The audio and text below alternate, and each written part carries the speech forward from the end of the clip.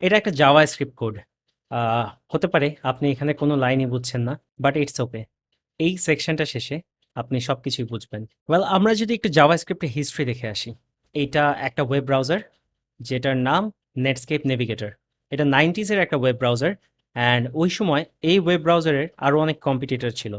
Modern ওয়ার্ল্ডে আমি যদি বলি মোস্ট পপুলার ওয়েব ব্রাউজার কোনটা, আই গেস অনেকেই আমার সাথে অ্যাগ্রি করবেন, it's Google Chrome. So Google ক্রোমের কম্পিটিটর আছে যেমন এখন, তখন নেটস্কেপ নেভিগেটরেরও কম্পিটিটর ছিল। সো সিম্পলি ওয়েবসাইটগুলোতে টেক্সট এবং কিছু ডিজাইন না দেখিয়ে নেটস্কেপ নেভিগেটর মার্কেট শেয়ার ধরে রাখার জন্য যেটা প্ল্যান করলো, ইউজার ইন্টারঅ্যাক্টিভিটি বাড়ানোর জন্য কোনো একটা কিছু করার। তখনই এই লোকটা, তার নাম ব্র্যান্ডন আইক, সে জাভাস্ক্রিপ্ট প্রোগ্রামিং ল্যাঙ্গুয়েজটা ক্রিয়েট করে। অ্যান্ড প্রোগ্রামিং ল্যাঙ্গুয়েজটা ক্রিয়েট করে মাত্র 10 দিনে। যদিও আমি কিছু কিছু জায়গায় পেয়েছি 7 দিনে, হোয়াট এভার, খুব শর্ট টাইমে রেডি করে, এই প্রোগ্রামিং ল্যাঙ্গুয়েজটা ক্রিয়েট করে। সো এই প্রোগ্রামিং ল্যাঙ্গুয়েজটা, এই শর্ট টাইমে ক্রিয়েট করা একটা প্রোগ্রামিং ল্যাঙ্গুয়েজ, ডেফিনেটলি এখানে অনেক ফ্লজ আছে, রাইট?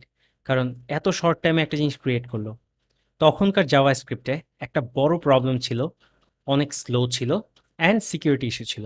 বাট প্রোগ্রামারদের কাছে কোনো অপশন ছিল না, কারণ ব্রাউজারে যখনই রান করতে হবে, জাভাস্ক্রিপ্ট ছাড়া কোনো অপশন নেই। সো ওই সময়কার অত ফ্ল নেয়া একটা প্রোগ্রামিং ল্যাঙ্গুয়েজ এখন এত পপুলার হলো কিভাবে?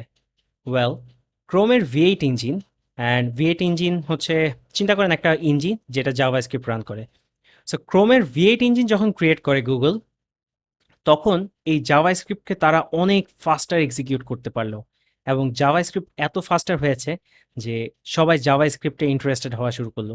অন্যান্য ওয়েব ব্রাউজারগুলোও হচ্ছে জাভাস্ক্রিপ্ট ইনকর্পোরেট করা শুরু করলো, যদিও সেটা অনেক আগে থেকে করছিল, কারণ তাদের হাতে কোনো অপশন ছিল না। অ্যান্ড ইভেনচুয়ালি নোট জেএস আসছে। রায়ান ডাল আরও একজন ডেভেলপার, যে নোট জেএস ক্রিয়েট করেছে। নোট জেএস কী জিনিস, বা V8 ইঞ্জিন যদি না বুঝে থাকেন, ডেফিনেটলি এই জিনিসগুলো নিয়েও আমরা কথা বলবো। সো নোট.জেএস যেটা করলো, জাভাস্ক্রিপ্টকে শুধু ব্রাউজারে না রেখে সে বাইরেও রান করানোর ব্যবস্থা করে দিল। সো এখন জাভাস্ক্রিপ্ট ব্রাউজারের বাইরে অন্যান্য প্ল্যাটফর্মেও রান করা শুরু করলো, যেমন মোবাইলে, ডেস্কটপে, সব জায়গায় রান করা শুরু করলো। আস্তে আস্তে এইভাবেই জাভাস্ক্রিপ্ট ল্যাঙ্গুয়েজটা পপুলারিটি পেল। বাট এই স্ক্যাটার্ড ল্যাঙ্গুয়েজটা, যেটা খুব ভালোভাবে বিল্ড হয়নি, এইটা এতদিন পরে স্টিল ফাস্টার রান করছে। বাট নিশ্চয়ই এটার মধ্যে অনেক ঝামেলা আছে, রাইট? দেয়ার কামস ECMAScript। আপনি হয়তো এই নামটা শুনেছেন। ES1, ES2, ES5, 6 most probably শুনেছেন। এগুলো মাঝখানে ছিল। এখন সবচেয়ে লেটেস্টটা হচ্ছে ES9। সো ES এর ফুল ফর্ম হচ্ছে ECMAScript। ECMAScript কি জিনিস? ECMAScript হচ্ছে একটা স্ট্যান্ডার্ড, জাভাস্ক্রিপ্ট যেই স্ট্যান্ডার্ড ফলো করে গ্রো করে। সেই 1995-এর একটা প্রোগ্রামিং ল্যাঙ্গুয়েজ আজকে 2021 এত পপুলার। ECMAScript এটার স্ট্যান্ডার্ডগুলা, রুলসগুলা, স্ট্যান্ডার্ড বলতে সিম্পলি চিন্তা করেন রুলসগুলা সেট করে কিভাবে এই ল্যাঙ্গুয়েজটা গ্রো করবে, বা কিভাবে এই ল্যাঙ্গুয়েজটা ইউজ হবে। সো আই গেস আপনারা বুঝতে পেরেছেন কিভাবে জাভাস্ক্রিপ্ট আজকে এত পপুলার। সবচেয়ে বড় রিজন হচ্ছে এখন সব কিছুই ওয়েবে, সব কিছুই জাভাস্ক্রিপ্ট একটা ল্যাঙ্গুয়েজ যেটা ইজিলি যে কোনো প্ল্যাটফর্মে রান করে। আমি আমার একটা ছোট্ট কাহিনী যদি বলি, আমি যখন কলেজে পড়ি, সো প্রোগ্রামিং শিখবো, তখন একটা ইচ্ছা ছিল, অ্যান্ড ওয়েব ডেভেলপমেন্ট শিখেছিলাম। দেন ইউনিভার্সিটি আসার পরে আমি জাভা করি। সো জাভা অ্যান্ড জাভাস্ক্রিপ্ট নামটা কনফিউজ করবেন না। জাভা আর একটা প্রোগ্রামিং ল্যাঙ্গুয়েজ, জাভাস্ক্রিপ্ট একটা প্রোগ্রামিং ল্যাঙ্গুয়েজ। নামটা সেম কেন? ওই সময়কার আরও একটা পপুলার প্রোগ্রামিং ল্যাঙ্গুয়েজ ছিল জাভা।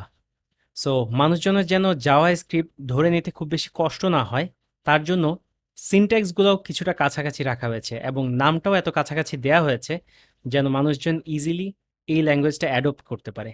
সো যখন ইউনিভার্সিটিতে আমি জাভা শুরু করি, আমি তখন একটা কথা বলেছিলাম যে আমি আর যাই হই, আমি ওয়েব ডেভেলপার হব না কখনো, আমি সফটওয়্যার ইঞ্জিনিয়ার হব। আর এখন মডার্ন ওয়ার্ল্ডে পুরো সফটওয়্যার ইঞ্জিনিয়ারিংটাই ওয়েব ডেভেলপমেন্টে চলে আসছে, বা ওয়েবে চলে আসছে। সো অনেক হিস্ট্রি শিখেছি আমরা। আর না, আমরা এখন প্রোগ্রামিংয়ে ঢুকবো। শুরু করা যাক।